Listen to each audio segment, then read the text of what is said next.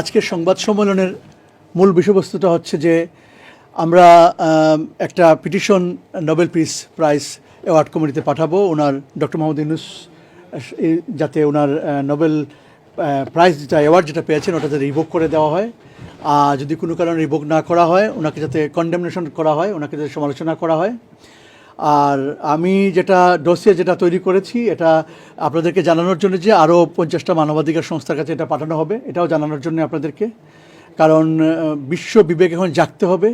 বাংলাদেশে যেভাবে মানবাধিকার লঙ্ঘিত হচ্ছে, মানুষ হত্যার মধ্য দিয়ে, আপনার নির্যাতনের মধ্য দিয়ে, ঘরবাড়ি জ্বালিয়ে দেওয়ার মধ্য দিয়ে, প্রতিপক্ষ রাজনৈতিক দলকে বিভিন্ন রকম হয়রানি করার মধ্য দিয়ে, মামলার মধ্য দিয়ে, প্রেস ফ্রিডমকে কেড়ে নেওয়ার মধ্য দিয়ে, আপনার বঙ্গবন্ধুর বাড়ি জ্বালিয়ে দেওয়ার মধ্য দিয়ে, মুক্তিযুদ্ধের চেতনাকে ধ্বংস করার মধ্য দিয়ে এগুলোর প্রতিবাদ করতে হবে এবং যারা প্রতিবাদ করছেন তাদেরকে শাস্তি দেওয়া হচ্ছে এটা বিশ্ববাসীকে জানাতে হবে।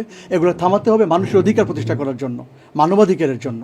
এই আন্দোলনকে চাঙ্গা করার জন্য এদের একটা পলিসি ছিল, যে পলিসিটা ছিল কি, যে মানুষ যত মারা যাবে আন্দোলন তত চাঙ্গা হবে, মানুষ যত মারা যাবে শেখ হাসিনার বিরুদ্ধে সেন্টিমেন্টটা তত দানা বাঁধবে। সেই জন্য ওরা মেটিকুলাস ডিজাইনের মাধ্যমে 7.62 রাইফেল, যেটা বাংলাদেশের পুলিশ ব্যবহার করে না, সেই 7.62 রাইফেল আইএস থেকে এনে সেই 7.62 রাইফেল ব্যবহার করে বাংলাদেশের মানুষকে হত্যা করে শেখ হাসিনার বিরুদ্ধে যাতে আন্দোলনটা দানা বাঁধে, চাঙ্গা হয়, মানুষের সেন্টিমেন্ট যেন শেখ হাসিনার বিপক্ষে যায়, সেই জন্য বাংলাদেশে অসংখ্য মানুষকে হত্যা করে, হত্যার মাধ্যমে তারা এই আন্দোলনটি চাঙ্গা করেছে। এটি দেশবাসীর কাছে, বিশ্ববাসীর কাছে এটি পরিষ্কার। আপনারা জানেন যে brigadier general M Sakhawat Hossain 7.62 rifle নিয়ে কথা বলার কারণে কিন্তু তার স্বরাষ্ট্র উপদেষ্টা পদটি চলে গিয়েছে। একইভাবে যারাই সত্য কথাটি বলছে তারা কিন্তু এখানে থাকতে পারছে না।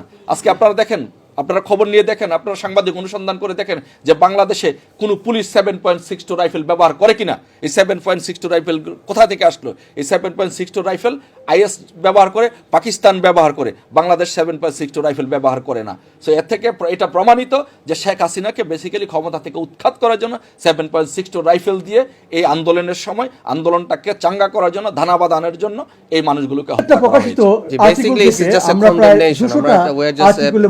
To our international diaspora and community, international যত আন্তর্জাতিক সংস্থা আছে, we are appealing to them to condemn this violence in Bangladesh, to create artificial যেভাবে আমাদের যে ইনস্টেবিলিটি তৈরি করা হচ্ছে বিভিন্ন রকম far right and far left, হ্যাঁ, far right extremist, far left এক্সট্রিমিস্টের যে কম্বিনেশন করে, এই যে একটা ইঞ্জিনিয়ারিং ওয়েতে যে মব ভায়োলেন্স এবং এক্সট্রা জুডিশিয়াল কিলিং এবং দেশের অর্থনীতিকে অস্থিতিশীল করার জন্য, এটার মাধ্যমে কি হচ্ছে, বিভিন্ন এনজিও সংস্থা এবং বিভিন্ন যে সামাজিক ব্যাংক এদের লাভবিত হচ্ছে। তো এই নীতি থেকে, এই ধরনের বিজনেস নীতি থেকে যেন সরে আসে, ইন্টারন্যাশনাল কমিউনিটি যেন এটাকে প্রতিরোধ করে এবং এটাতে কন্ডেম করে।